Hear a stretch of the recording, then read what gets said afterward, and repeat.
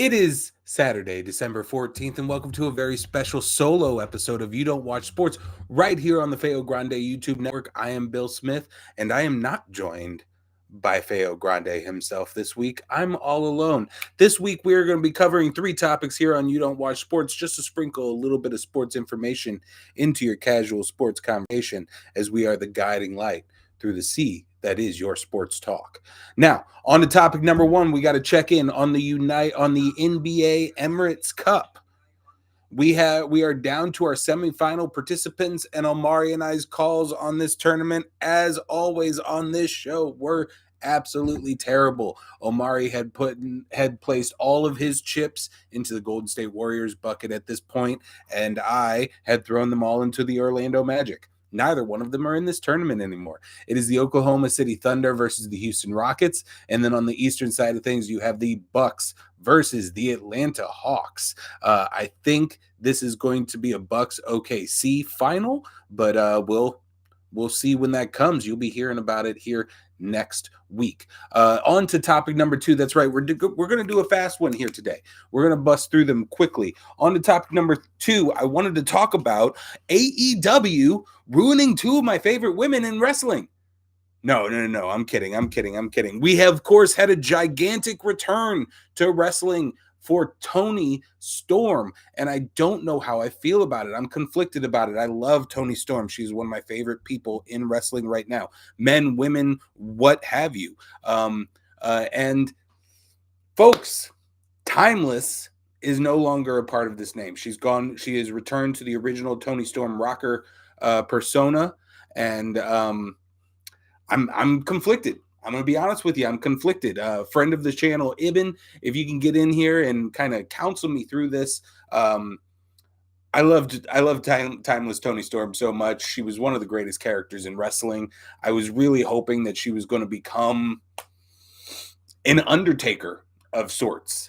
Just this crazy ass gimmick that shouldn't work and somehow last 20 years. Now that could still happen. We are already seeing with a single match from one of my other favorite women in wrestling, Harley Cameron. We've already started to see some cracks in the facade of the rocker Toni Storm, but I'm going to trust the process. But I'm so upset that Timeless is gone, yeah, I guess RIP to one of the best gimmicks in wrestling, the Timeless Toni Storm character. Hopefully she returns at some point. But now that they've switched, I don't want them flipping flopping. I feel like she needs to be rocker for a little while, and then maybe we'll go back to Timeless Toni Storm. Now, my only issue with this is that my other favorite person in AEW women's division, Thunder Rosa, was also involved in this segment, and I'm not sure why. I feel like that reduced both potential segment. Like there was reports last week that Thunder Rosa, she did an interview where she made comments of how she's kind of tired about people acting surprised that she works for AEW when they find out she works for AEW, because she's on TV constantly for Rampage and Collision. She just doesn't make a whole lot of dynamites. And so I feel like in a response to that, they kind of forced her onto this. They pushed her into this moment that she should have, but also just kind of minimized one of the most gigantic things that you can have in your company right now, which is anything involving Toni Storm. I feel like we could have done something to include Thunder Rosa in the story adjacently, rather than her being on this sideline sign holding thing that could have been funny and cute and a fun TV moment, removed from that big return moment. I really didn't like them both together, and I thought it ended up kind of diminishing Thunder Rosa. And if you look at internet chatter right now from AEW fandom, that sentiment is felt quite across the wrestling landscape. So I'm hoping they figure out what they're doing there with Thunder Rosa involved in the mix, and then I'm going to trust that process for Timeless Stony Storm. But once again, AEW fandom in the chat or in the video, please let me know. Counsel me through this. I'm not sure where my next steps are. Finally, third topic of the night, we have a big WWE event going on tonight. It's not a PLE. It's obviously not a pay-per-view. WWE doesn't do pay-per-views anymore. But it is a return to a special segment that if you have heard me talk wrestling on this channel much, you would have heard me mention this event specifically, Saturday Night's Main Event from the 80s. It is one of the things my father and I watched when we used to watch wrestling. It was the real Saturday Night Main Events, and then it was the Saturday morning rebroadcast that they would do, which is just a lot of repackaged kind of content usually on Saturday mornings. I am super excited for this event coming up tonight. Word is it's going to be an extremely retroized packaging, graphics, lights, music. Jesse the Body Ventura is going to be on commentary. That's so exciting for my little child brain. And we're going to go through the match card real quick and see what happens. First of all, your first inaugural United States Women's Championship is on the line.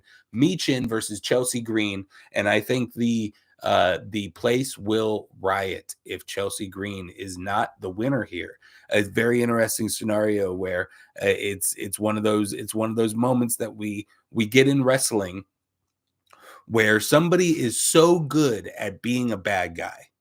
They've put in their time. They've put in their sweat equity long enough to where the fans have begun to realize it and have said, that person deserves something. And that right now is Chelsea Green. And I think it is a clear odds-on favorite for her to be winning the U.S. title. If you know our mock draft series here on this channel, that is not going to help me in points, as I have Chelsea Green specifically in my loser category, which means she only earns points if she loses things. So I am rooting for Chelsea, but also not like, I'm really hoping that she becomes the first ever U.S. title holder, and then maybe in a very Chelsea Green fashion loses that belt this coming Friday on SmackDown. Let's go into Drew McIntyre returning to fight Sami Zayn. Drew McIntyre looks like he's just walking around taking out Bloodline and Bloodline associated people in his return. After the CM Punk feud, Drew McIntyre is going to be one of my wrestlers of the year, no doubt. And I am really excited to see this program. This is two incredible fighters. It is either going to be an incredible match, or they are going to allow Drew McIntyre to murder Sami. And I am perfectly okay with either one. World Heavyweight Championship is on the line for the men, and it is a triple threat match. Gunther versus Finn Balor versus Damian Priest. And we are going to see not a title change, I believe, in this one. I think Gunther will retain and hold this one moving into the new year, but I am also not going to be insanely shocked if Finn Balor ends up winning this world title right here. There were a lot of reports that Finn Balor is a locker room leader in the backstage scenarios, and once again, this is another situation of wrestler pays their dues, puts in their sweat equity, and is rewarded for that. So that could be coming up in Finn Balor's future. I don't know if it's tonight, though. So we're going to go with a Gunther retention on that one. Women's world title, the Raw women's title currently is held by Liv Morgan, and she is going to be facing Io Sky. If I had one wish in this world tonight, it would be that Io Sky wins this title, but I just don't know if it's going to happen. I would love to see. We've heard many people talk. Loudest voice of them all, Becky Lynch, former WWE superstar, potentially current WWE superstar, we don't know, stating that the women need removal from the title picture sometimes. We need to build more stories that aren't based around a title. A la CM Punk and Drew McIntyre going to be going down as one of the feuds of the year this year, and no title was attached to that almost ever, adjacently at a very small segment, but not much in the way of title picture for their direct feud. And I would love to see that happen with this Rhea and Liv Morgan feud that we have been that has unfortunately been dragging for a few months now because of Rhea's injuries. I would love to see that removed from the title picture, and maybe we get Io Sky to take that title away. We have some time for a Rhea Liv non-title feud where Io Sky can hold that title, put up against a couple of challengers, and then eventually maybe we have an Io Rhea maybe WrestleMania match. I would love to see that. I would love to see that happen tonight. Again, betting against my fantasy draft points here, as I have Liv Morgan and Omari Feo Grande himself has Io Sky.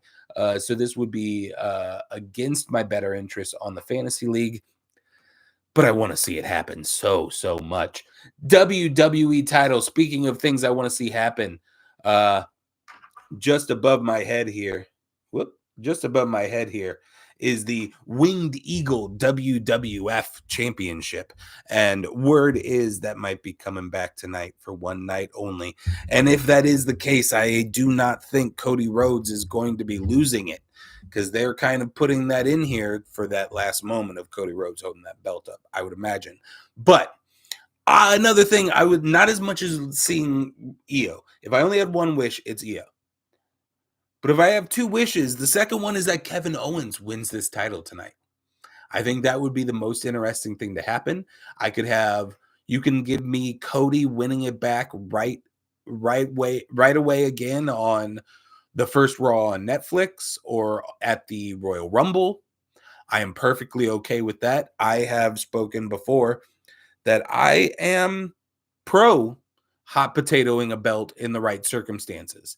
I don't want it hot potatoed for hot potato's sake, but if they're just good wrestlers, if they're very clearly good wrestlers who can have competitive situations with each other, I don't see why we can't pass the belt back and forth. It is very believable for me in that regard for a pair of guys to be better than you're better than the guy the first night, and then you're worse than the guy the second night, like, because you guys are so closely matched. I'm totally okay with that, and I would love to see that happen tonight. But I'm going to make the call that Cody Rhodes is retaining here.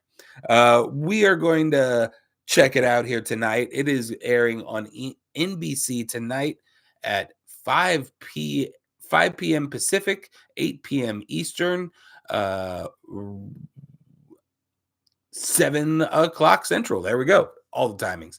That's on NBC tonight, and we'll be sure to check it out and updating you later. With everything here on Feo Grande YouTube network, we got a lot of stuff for you.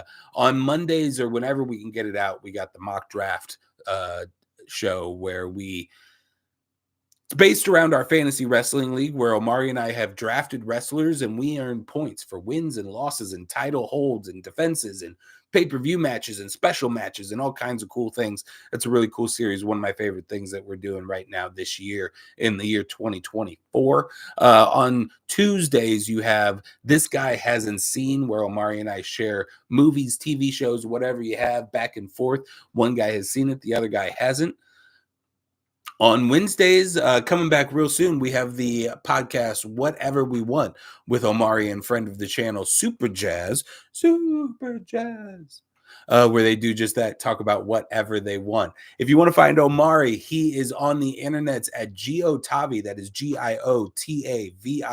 Come on in, stop on by, send him some love, say hi. That's going to be doing it for us here at Feo Grande YouTube Network. You Don't Watch Sports on this Saturday, December 14th. Thank you so much. Have a great sports week.